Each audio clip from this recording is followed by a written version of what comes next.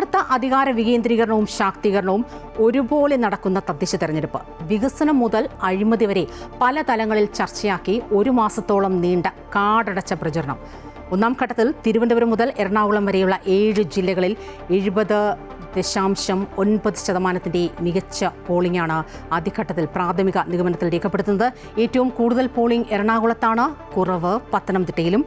Idukki വട്ടവടയിൽ LDF BJP പ്രവർത്തകർ തമ്മിൽ ഏറ്റുമുട്ടിയതിന് പിന്നാലെ നാളെ വട്ടവട പഞ്ചായത്തിൽ BJP ഹർത്താലിന് ആഹ്വാനം ചെയ്തിട്ടുണ്ട്. വളരെ ഒറ്റപ്പെട്ട ചില അക്രമ സംഭവങ്ങൾ റിപ്പോർട്ട് ചെയ്യപ്പെട്ടു എന്നതിനപ്പുറം സമാധാനപരമായിട്ടായിരുന്നു വോട്ടെടുപ്പ്. തദ്ദേശ തെരഞ്ഞെടുപ്പിന്റെ ഒന്നാം ഘട്ടത്തിൽ ഏറ്റവും കൂടുതൽ പോളിംഗ് രേഖപ്പെടുത്തിയത് എറണാകുളം ജില്ലയിലാണ്. 74.55%. കഴിഞ്ഞ തവണ 77.28% ആകെ പോളിംഗ്. കൊച്ചി കോർപ്പറേഷനിൽ 61.17% പോളിംഗ് രേഖപ്പെടുത്തി. നഗരസഭകളിൽ ഉയർന്ന പോളിംഗ് മൂവാറ്റുപുഴയിലും കുറവ് തൃക്കാക്കരയിലുമാണ് രേഖപ്പെടുത്തിയത്. പത്തനംതിട്ടയിലാണ് ഏറ്റവും കുറവ് പോളിംഗ്, 66.78%. കഴിഞ്ഞ തവണ 75.9% പോളിംഗ്. ആകെ 10,62,756 വോട്ടർമാരിൽ 7,09,695 പേരാണ് വോട്ട് ചെയ്തത്. അടൂർ നഗരസഭയിൽ 64%, പത്തനംതിട്ട നഗരസഭയിൽ 67.8%, തിരുവല്ല നഗരസഭയിൽ 60.83%, പന്തളം നഗരസഭയിൽ 71.28% വോട്ട് രേഖപ്പെടുത്തിയത്. തിരുവനന്തപുരം ജില്ലയിൽ 67.42% പോളിംഗ് രേഖപ്പെടുത്തി. 19,63,684 പേരാണ് വോട്ട് രേഖപ്പെടുത്തിയത്. കോർപ്പറേഷനിൽ 58.24% പോളിംഗ് രേഖപ്പെടുത്തി. മുനിസിപ്പാലിറ്റിയിൽ നെയ്യാറ്റിൻകരയാണ് കൂടുതൽ പോളിംഗ്, 70.36%. വർക്കല മുനിസിപ്പാലിറ്റിയിലാണ് കുറവ് രേഖപ്പെടുത്തിയത്.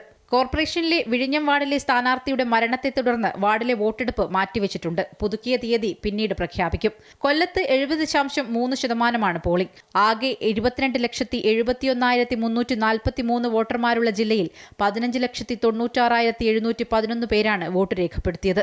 കഴിഞ്ഞ തവണത്തേക്കാൾ 5.65% വോട്ടിന്റെ കുറവാണ് ഇത്തവണ ഉണ്ടായത്.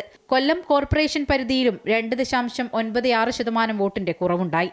പരവൂർ, പുനലൂർ, കരുനാഗപ്പള്ളി, കൊട്ടാരക്കര എന്നിങ്ങനെ 4 മുനിസിപ്പാലിറ്റിയിൽ കരുനാഗപ്പള്ളിയിലാണ് ഏറ്റവും കൂടുതൽ പോളിംഗ് നടന്നത്. ആലപ്പുഴ ജില്ലയിൽ 73.76% പോളിംഗ് രേഖപ്പെടുത്തി. നിലവിൽ 13,29,475 പേരാണ് വോട്ട് രേഖപ്പെടുത്തിയത്.